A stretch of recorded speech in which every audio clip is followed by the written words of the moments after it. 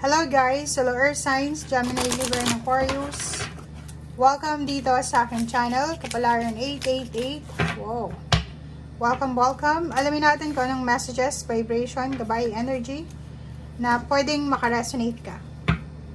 Okay. Okay, Earth Signs.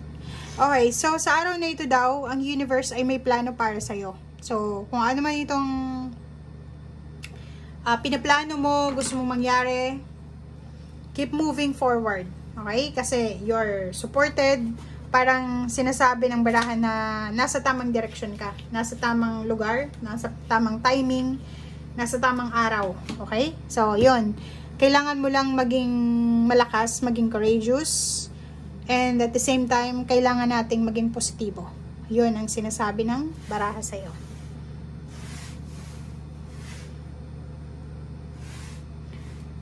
Okay.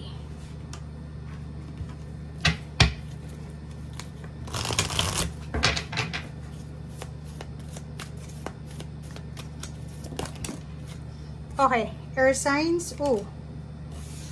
Embrace the flow of life. So, yun. Huwag natin kontrolin yung sitwasyon. Pero, if may mga kailangan kayong gawin sa araw na ito, kailangan yung gawin yan kung yan talaga yung gusto nyo. Okay? May kailangan ka ding pag-isipan ng mabuti. Nandito yung full moon and new moon in Gemini. Kasi yung Gemini is, ang energy ng Gemini is, ano siya, aggressive, impulsive aggressive, na gagawin niya kung ano yung gusto niyang gawin sa buhay. Diba? If ever lang na sa pagkakaalam mo, 'di ba? Balance kasi to eh. It's a balance card, 2-2 for stability. The sun balance ganun din. Kailangan mong timbangin, 'di ba? Timbangin mo yung sitwasyon. Kahit sinasabi ng baraha sa'yo dito na keep moving forward, you got this. Pero ang sabi naman sa'yo ng 3 cards na to na balance ang kailangan mo. Okay, keep moving. Pero, dapat, huwag masyadong aggressive.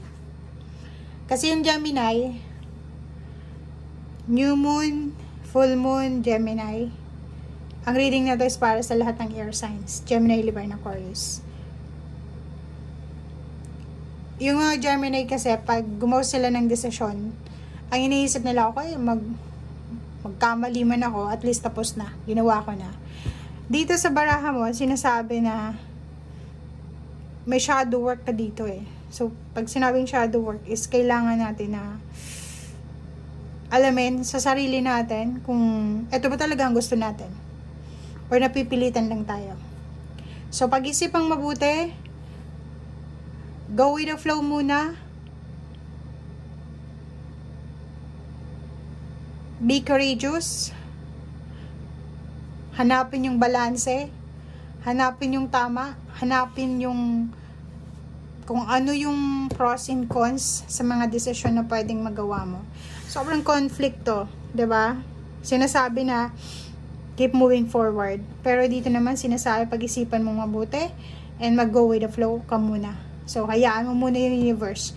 Etong isa na to, resonated siya dito. Kasi sinasabi, trust the universe. Kasi ang universe may plano para sa'yo. So, mag-go with the flow ka muna. Hanapin mo muna yung balanse. Pag-isipan mo munang mabuti. Okay. Thank you.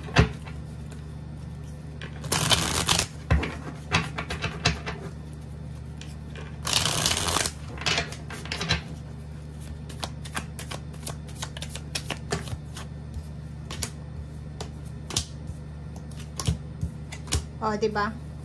So, yun, nakikita na natin dito kung ano yung desisyon. Bakit kailangan mo mag-desisyon? Ang desisyon dito na posibleng nagpapagulo sa isip mo is yung travel. Pwedeng gusto mong lumipat ng ibang trabaho na mas mataas yung sweldo. Gusto mong lumipat ng lugar na mas accessible sa pinagtatrabahuan mo or sa mga anak mo or sa pamilya mo. Gusto mong lumipat sa lugar na mas makakatipid ka, mas kalmado. Kaso lang, Meron ditong Capricorn energy, may Devil energy, na mayroon kang hindi maiwan-iwan. Diba? So, parang, kailangan mo magdesisyon, pero, yung isang kamay mo, nakago na siya. Pero yung isang kamay naman is, nakakapit ka dito, sa attachment na to.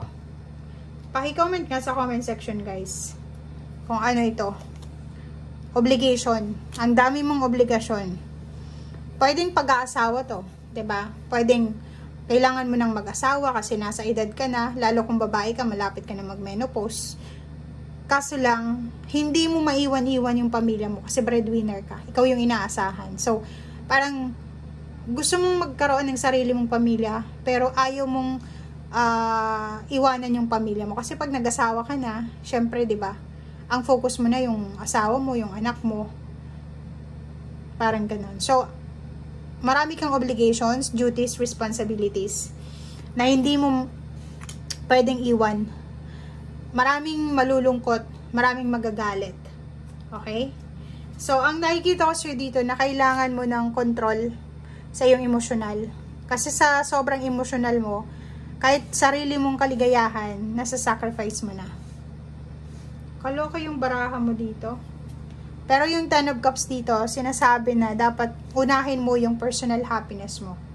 Okay? Kasi sa bandang uli, pag ikaw na lang yung mag-isa, matanda ka na, lahat may kanya-kanya ng pamilya, magsisisi ka. Kung bakit hindi ka nag-asawa, or kung bakit hindi mo sinubukan magkaroon ng relationship, or kung bakit hindi mo sinubukan magtrabaho. 'Di ba?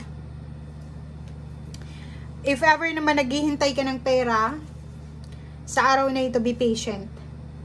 Okay? Kasi ang nakikita natin dito, may kailangan kang bigyan ng focus.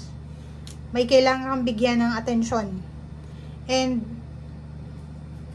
relationship, bigyan mo ng focus ang relationship mo. Okay? Kung ayaw mo daw na magkahiwalay kayo, naku, nakakaloka naman to.